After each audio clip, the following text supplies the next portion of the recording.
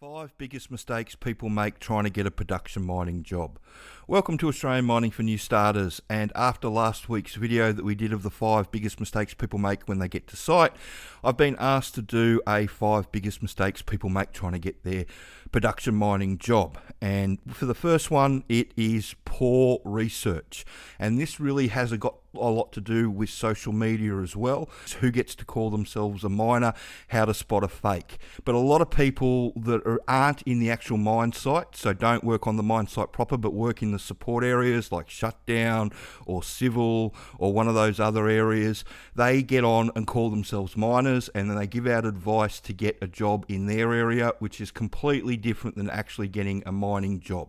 So that's one of the things to watch out for. Oil and gas, roustabout or a construction worker, not a miner. If you work in the camp, you're a utility worker, not a miner. If you work on a shutdown mine site, you're a short-term maintenance worker, not a miner. If you work on a construction or a civil mine site, you're a construction worker, not a miner. Yet all these people love to call themselves miners and give advice out like they're trying to tell you how to get a mining job, when the reality is people want a production mining job. So, the people that get to call themselves miners, or you'd think that call themselves miners, often don't. They will refer to themselves as the actual job title that they were doing, and then they'll call themselves an operator. The only people that really call themselves miner on a mine site are the air leg miners. And when I first started underground at the end of 94 in a pub in Kalgoorlie, if you called yourself a miner and you weren't an air leg miner, you'd literally get your head taken off. Now, those days are gone as far as physical altercations go, but if you are running around calling yourself a miner and you're not really a miner, well, you're going to have a verbal altercation with a whole heap of people, because it's just not how it works. So that's the biggest thing. The biggest mistake I find people make is that they go to these social media channels, they ask a question, they get a response from some random that thinks that they're in the mining industry, and they send you in a whole different direction. My biggest tip when you're dealing with social media pages is, if the admin won't answer your question, if you're only getting randoms answering your question, then you need to give it a miss, because you need somebody with actual mining knowledge to be answering these questions. If you're just getting some random that's just saying that they do, or they're pretending, or I used to work for, or all that sort of wonderful stuff that goes into it, you really can't believe what's going on. And you just have to look at some of the responses that are out there on some of these social network pages to how obviously wrong it all is. And so that's number one. So the next one is just getting my foot in the door. For this one, I'm going to come over to the 3 different approaches people take looking for a mining job, which was a blog that I wrote a few months ago. And on this one, I just want to get my foot in the door looking for a mining job.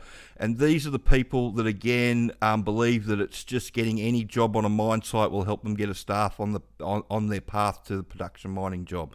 And what they don't take into account is the poaching rules that got brought in the late 90s, that all the major catering companies have in their contracts. Now, I am aware that there are a couple of really tiny catering companies that have only got a couple of contracts with a couple of owner-operators that are looking the other way at the moment and letting people go through and getting poached into the mine site proper from a utilities job. But that's a couple of very, very small companies, and the only reason that they're doing it, from the people that I've talked to, is that they're just trying to keep the client sweet at the moment. But all it's doing is it's hurting everything, because they're turning over so many staff that they can't keep the camp together. And it's the person I was talking to about it all, it was a really shitty camp to be in, and they weren't very happy at all. And it's become the focus of a lot of safety meetings and all that sort of stuff, just with the security of the way the camps run and how many people are there and who they let wander around and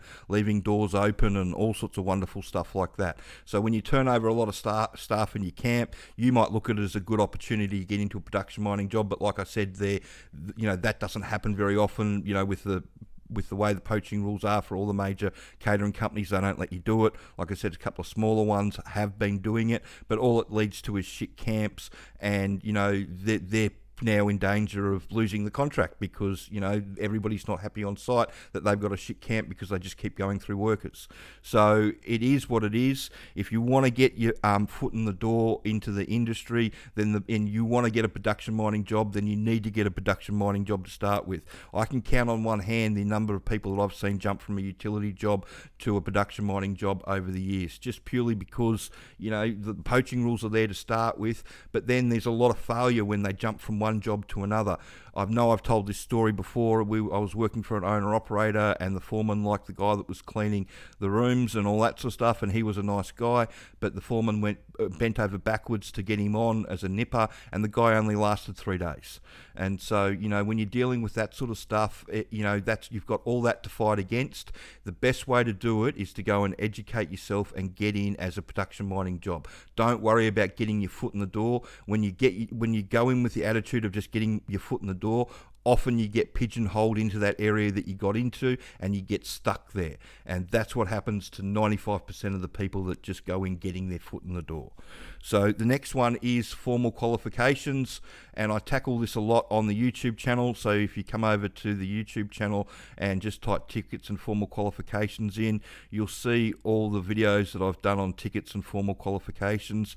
The long and the short of it is the way that the industry is set up in the hard rock areas around the country with the legislation for all the hard rock mines. All the employers have to issue their own on-site tickets and procedures, so that means that they can't use any formal qualifications. They've got to be able to prove in a court of law that they've done everything they can to train you and keep you safe.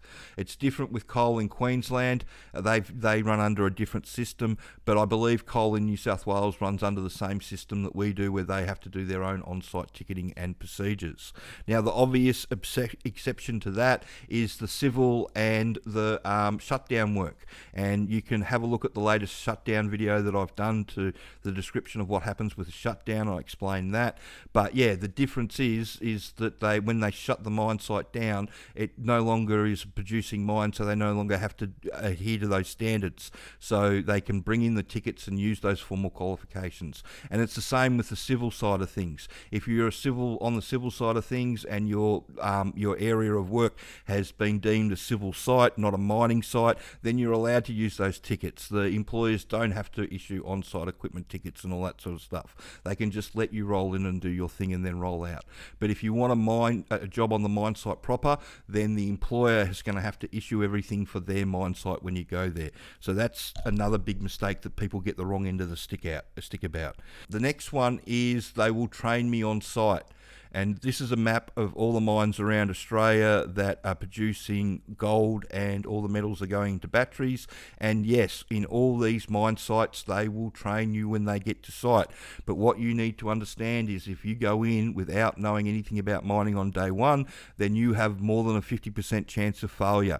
Because the biggest issue that all the employers have is not teaching you how the truck to drive the truck or anything like that. It's really easy to teach you all the practical skills.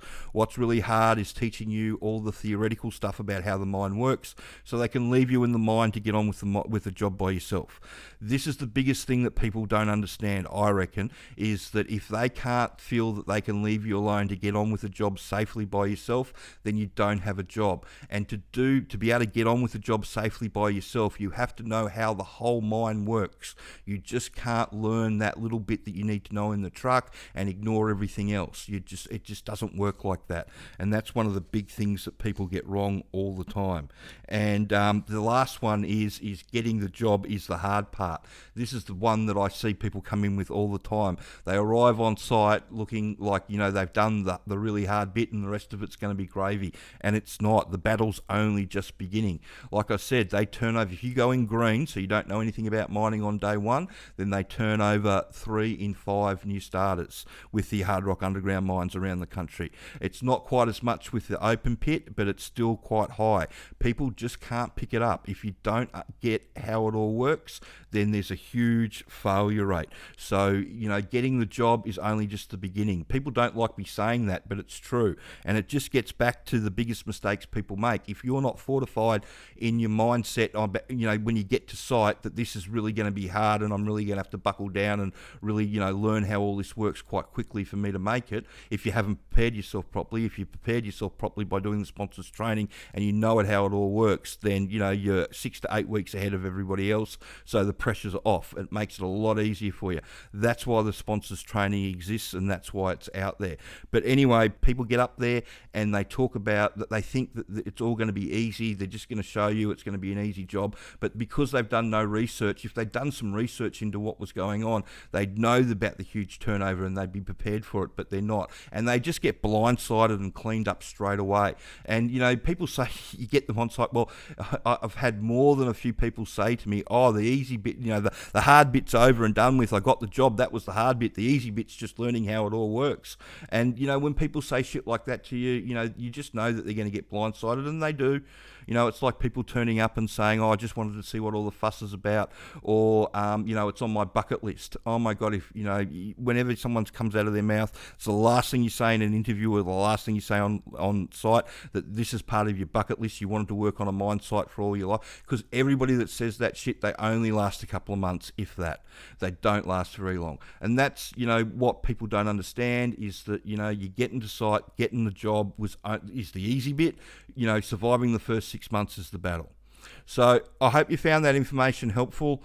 And if you want to see how you can get into the industry, then have a look at the videos on the channel and have a look at the sponsors training. The Intro to Underground Mining, the DIY, it's got all the information that you need to get in and full instructions on how to redo your resume. If you want some help, there's the Work Ready package. You get one of the shift bosses to help prep you. It becomes their job to make sure that you've understood the mining information. They redo your resume, come up with a plan of where and how you're going to get in and help you work the plan.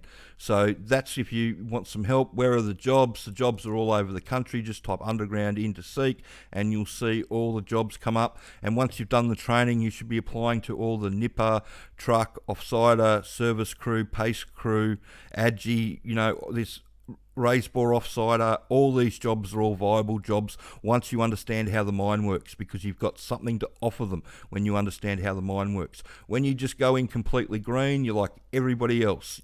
There's less than a 50% chance that you're going to make it. If you go in doing the training, the failure rate goes down to less than 10%. So I hope you found that interesting, and if you could share this video around and like and subscribe to the channel. Thanks.